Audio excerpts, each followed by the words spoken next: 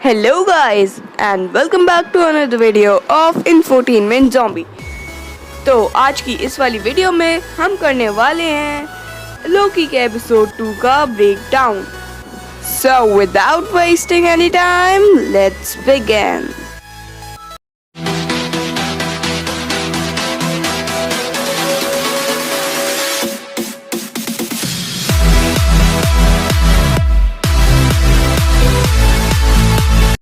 तो पिछले एपिसोड में हमने देखा था कि जो टीवीए का एजेंट मोबियस होता है वो लोकी से हेल्प मांगता है दूसरे लोकी को पकड़ने के लिए, और लोकी मान भी जाता है और वो टीवीए में ट्रेनिंग भी शुरू कर देता है। बदले में वो ये चाहता था कि काम पूरा हो जाने के बाद उसे डिलीट ना कर दिया जाए और उसे टाइम कीपर से मिलने दिया जाए।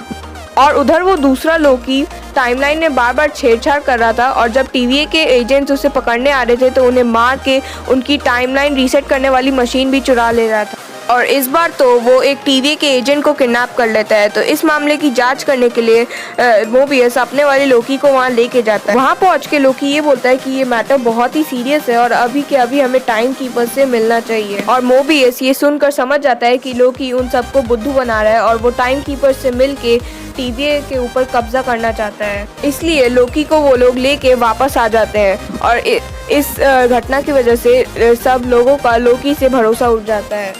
लेकिन मोबियस को अब भी लोकी से उम्मीद थी, इसलिए वो टीवीए के जज से एक और मौका मांगता है और वो लोकी को बोलता है कि अब अगर उसने कोई चालाकी की तो वो उसे डिलीट कर देगा। इसीलिए लोकी अब सच में सीरियस होकर काम करना शुरू करता है और वो ये पता लगाना चाहता था कि वो दूसरा लोकी कहाँ छुप के बैठा है।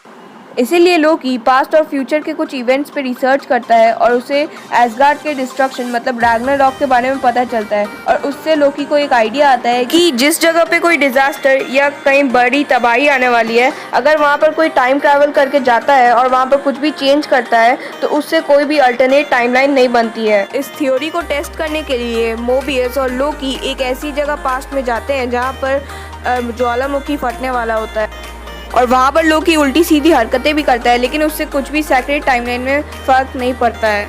और उन्हें ये समझ आ जाता है कि जो वो दूसरा लोकी है वो कहीं पर ऐसी जगह छुपता है जहाँ पर तबाही होने वाली है। बस अब उन्हें ये पता लगाना था कि वो कौन से टाइमलाइन में छुपा हुआ है।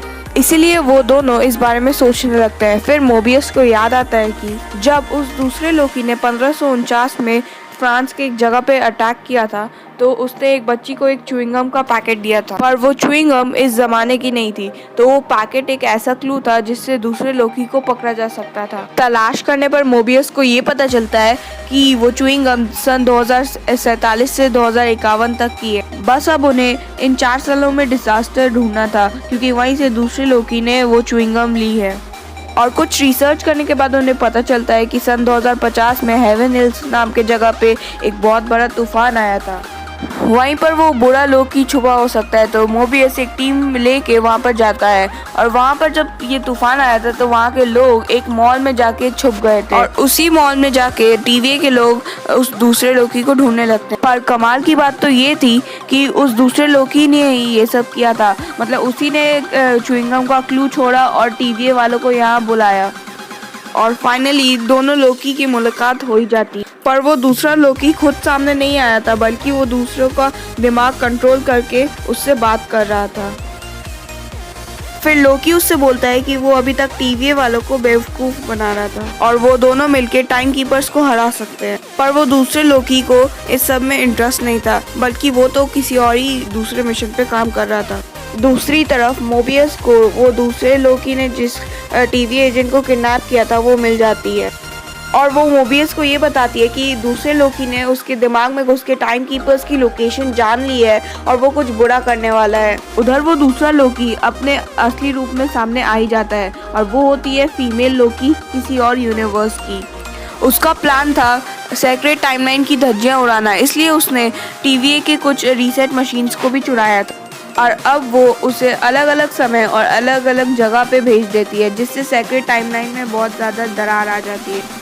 और उसने उन मशीन्स को एक्टिवेट करके इसलिए भेजा ताकि जहाँ पर भी वो जाए समय का बहाव वहाँ पर बिगड़ जाए।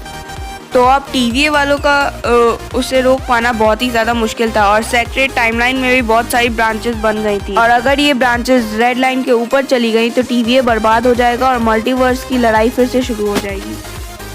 फिर काम पूरा हो जाने के बाद लेडी लोकी एक पोर्टल खोलती है और उसमें चली जाती है और वो उसने पोर्टल खुला छोड़ दिया था क्योंकि वो चाहती थी कि मेल लोकी भी उसके पीछे आए और कुछ सोचने के बाद लोकी उसमें चला भी जाता है और उसके जाने के बाद वो पोर्टल बंद हो जाता है। ये देख के मोबियस सोचता है कि लोकी ने उसे धोखा दे दिया। इस एपिसोड से हमें ये समझ आया कि लेडी लोकी सिर्फ टीवीए वालों की दुश्मन है और वो ये नहीं चाहती है कि टाइम कीपर्स किसी का भविष्य तय करे और उसे मेल लोकी से भी कोई दिक्कत नहीं है बल्कि उससे कुछ काम है, इसीलिए मेल लोकी को उसने अपने पीछे आने दिया। अभी हम ये नहीं जानते कि मेल लोकी क्या करेगा, वो टीवीए वालों को धोखा देगा या फिर लेडी लोकी को। इन सब के जवाब हमें मिलेंगे एपिसोड 3 में। तो ये था मार्वल स्टूडियोज लोकी के एपिसोड 2 का ब्रेकडाउन। आपको कैसा लगा मुझे कमेंट्स में बताना। अगर अभी तक वीडियो को लाइक नहीं किया है तो जल्दी से कर दो और चैनल को अभी तक सब्सक्राइब नहीं किया है तो क्या कर रहे हो, जल्दी से सब्सक्राइब करके नोटिफिकेशन बेल को ऑल पे सेट कर दो ताकि ऐसी वीडियोस आपको जल्दी मिलते रहे। तो आज की वीडियो को यहीं पे रैप अप करते हैं, मिलेंगे नेक्स्ट वीडियो में। तब तक के लिए bye bye and stay tuned and thanks for watching.